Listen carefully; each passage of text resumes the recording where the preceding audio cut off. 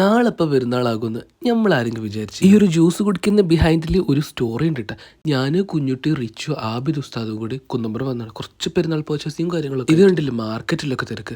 അങ്ങനെ മൂപ്പര് മുടിയെല്ലാം വെട്ടാൻ പോയതാണ്. ഒരുപാട് നേരം പോസ്റ്റ് ആയ സമയത്ത് നമ്മൾ മൂപ്പര് പെർമിഷനോട് കൂടിയിട്ടാണ് കേട്ടോ ഈ ജ്യൂസും കാര്യങ്ങളൊക്കെ കുടിക്കാൻ കയറി. അല്ലെങ്കിൽ പോസ്റ്റ് ആവണേന് ഒരു നേരം കാലൊക്കെ ഉണ്ടല്ലോ.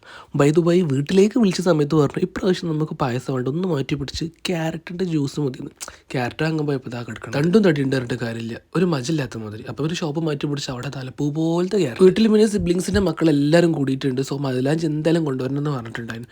ഇതിന്റെ പുറമെ ഇവിടെ ഓർഗാനിക്കിന്റെ മെഹന്തിയും കൂടി അവൈലബിൾ ആയിരുന്നു. ഒരു ഫാൻസിൽ സ്റ്റിക്കർ കണ്ടപ്പോൾ റിച്ച് വാങ്ങിയപ്പോൾ ഞാനും വാങ്ങി 2 നീണ്ട കാത്തിരിപ്പിനൊടുവിൽ നമ്മൾ ആഭ്യസ്ത വന്നു. അപ്പൊ തന്നെ മൂപ്പർക്ക് ഒരു ഫ്രണ്ടിനെ കിട്ടി. നമുക്ക് നമ്മളെ അമ്മായിനെയും. അങ്ങനെ ഈദ് മുബാറക്കൊക്കെ വിഷ് ചെയ്തിട്ട് അല്ല നിങ്ങൾക്കും കൂടി ഉണ്ട് happy Eid Mubarak to all. പിന്നെ കുറച്ചുകൂടെ പർച്ചേസിംഗ് ഒക്കെ കഴിഞ്ഞതിന് ശേഷം കരിമ്പ് ജ്യൂസ് കുടിച്ചു. ബിക്കോസ് സമയം അത്ര ആയിട്ടുണ്ടായിരുന്നു കേട്ടോ. അതിനിടയിൽ റിച്ചുവിനും കുഞ്ഞുട്ടിനെയും പറഞ്ഞു. അത് എന്തുകൊണ്ടും നന്നായെന്ന് എനിക്ക് തോന്നി, കാരണം അത്രയും ടൈം ആയിട്ടുണ്ടായിരുന്നു. ഈ 2 ബോട്ടിലും 2 ഫ്ലേവറിന്റെ കരിമ്പ് ജ്യൂസ് ആണ് കേട്ടോ. അതുകൊണ്ട് ഞങ്ങൾ മാറ്റി അങ്ങ് കുടിച്ചു തീർത്ത്. ഇന്ന് ഞങ്ങൾക്ക് 2 പേർക്കും ഒരു നോമ്പ് തുറണ്ടായിരുന്നു കേട്ടോ. വീട്ടിലെത്തിയപ്പോൾക്കിനും മൈലാഞ്ചിലുള്ള ആൾക്കാരൊക്കെ ഉറങ്ങിന്.